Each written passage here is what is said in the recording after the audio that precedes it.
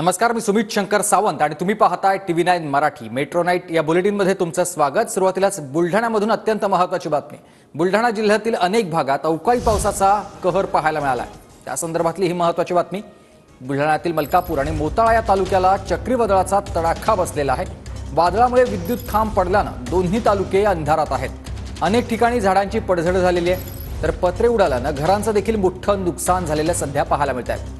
रस्ते देखील बऱ्याच ठिकाणी बंद झालेले पाहायला मिळतात, कारण झाडं उन्मळून पडलेले आहेत, तर बऱ्याच ठिकाणी खांब देखील पडलेले पाहायला मिळतात आणि या सगळ्यामध्ये दोन्ही तालुके सध्या अंधारात आहेत।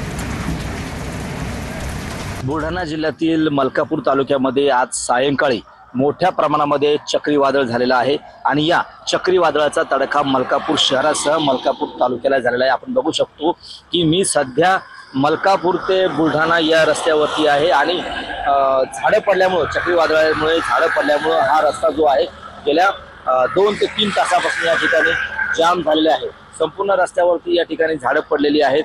शहरातला विचार केला तर शहरातील अनेक नागरिकांच्या घरावरील टीनपत्रे उडून गेली, कोणाचे सौर पॅनल या ठिकाणी उडून गेलेले आहे। मोठ्या प्रमाणामध्ये झाडं पडल्यामुळे या ठिकाणी नुकसान झाले। शेतकऱ्यांचं सुद्धा नुकसान झाल्याची माहिती मिळते।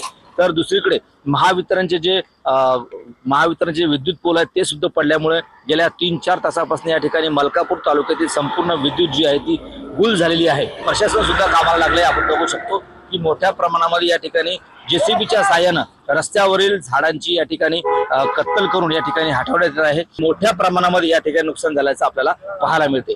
कॅमेरामॅन दिलीप देशमुखसह गणेश सोळंकी, मलकापूर, बुलढाणा।